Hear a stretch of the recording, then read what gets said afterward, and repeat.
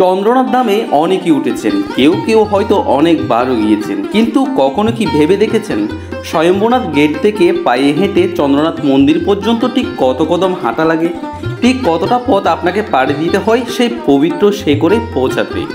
আমি শ্রীকান্ত দাস আজ আপনাদের দেখাবো এমন কিছু যা এর আগে কেউ দেখায়নি। চন্দ্রনাথ যাত্রার প্রতিটি পদক্ষেপ, এক একটা কদম গুণে তুলে ধরবো সেই অভিজ্ঞতা, যেখানে শরীরের ক্লান্তি আর আত্মার টান একসাথে মিলিয়ে যায় আধ্যাত্মিকতার গভীরে। এই যাত্রায় আমার পাশে ছিলেন লিটন দা এবং আমার ছোট ভাই সৌরভ।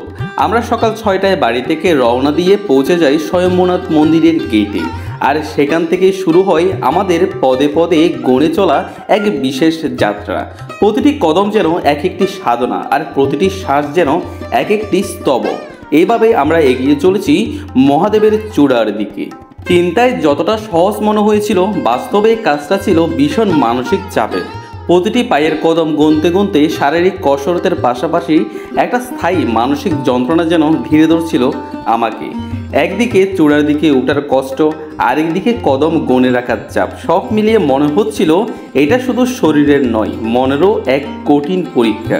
তবুও নিজেকে একটাই কথা বলছিলাম, না, হাল ছেড়ে দেওয়া যাবে না। যত কষ্টই হোক এই কাজটা আমি শেষ করবই।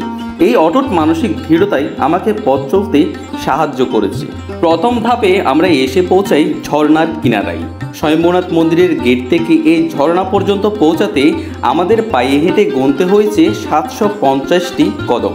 তখনই মনে মনে সিদ্ধান্ত নিলাম, আর ধেয়ে ওঠা যাবে না, ধীরে সময় নিয়ে উঠতে হবে। কারণ শুরুতেই যদি 750 কদম লাগে, তাহলে চূড়া পর্যন্ত ঠিক কতটা পথ যেতে হবে সেটা সত্যি ধারণার বাইরে।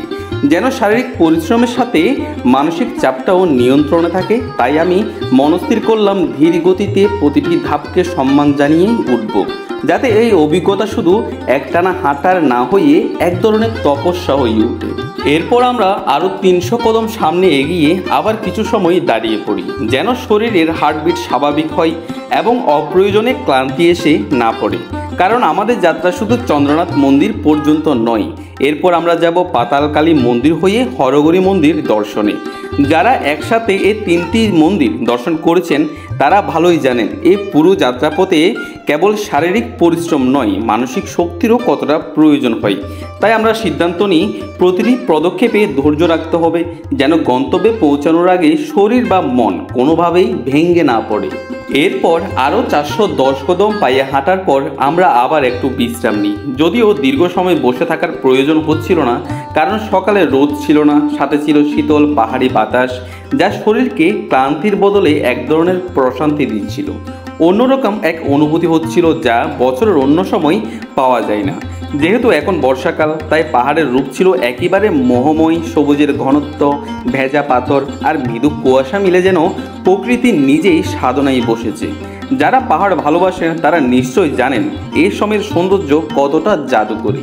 এরপর আরও 300 কদম এগোতেই আমরা এসে পৌঁছাই আদি বিরূপাক্ষ মন্দিরে, অর্থাৎ স্বয়ম্ভূনাথ গেট থেকে এই পবিত্র স্থান পর্যন্ত আমাদের হাঁটতে হয়েছে মোট 1760টি কদম। প্রতিটি ধাপ যেন এক একটা আরাধনার মতোই অনুভব হচ্ছিল। এত দূর অতিক্রম করে যখন আদি বিরূপাক্ষ বাবার দরবারে এসে দাঁড়ালাম, তখন মনটা শ্রদ্ধায় একেবারে নিঃশব্দ হয়ে গেল। চলুন এই সুযোগে আপনাদেরও এক ঝলক দেখিয়ে দিই চন্দ্রনাথ যাত্রার প্রথম আধ্যাত্মিক পর্ব আদি বিরূপাক্ষ মহাদেবের দর্শন।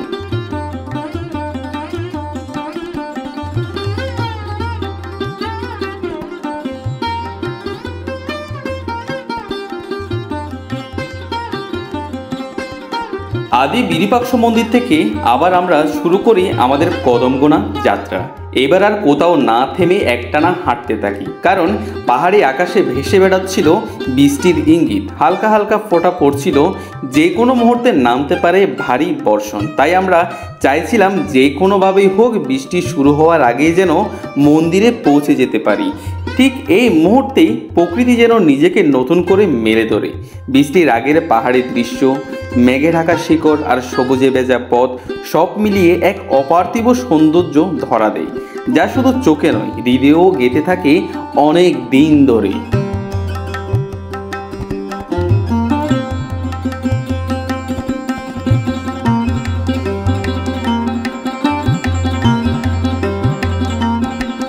অবশেষে আরও 1048টি কদম পায়ে হেঁটে আমরা এসে পৌঁছাই এই চ্যালেঞ্জের শেষ ধাপে, চন্দ্রনাথ মন্দিরের একেবারে সম্মুখে।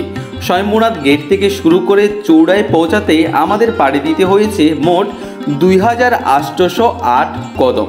প্রতিটি কদম যেন এক একটি ত্যাগ, ধৈর্য আর বিশ্বাসের প্রতীক। এই পুরো যাত্রা শুধু একটি পাহাড় বেয়ে ওঠা নয়, এটি ছিল এক অন্তর্দর্শনের পথ, যেখানে শরীরের শক্তি আর মনের সংকল্প এক হয়ে ওঠে আধ্যাত্মিক এক অভিজ্ঞতায়। চন্দ্রনাথ মন্দিরের ধারে পৌঁছে যেন মনে হলো এ পথ শুধু বাহ্যিক নয়, আত্মারও এক অভিযাত্রা।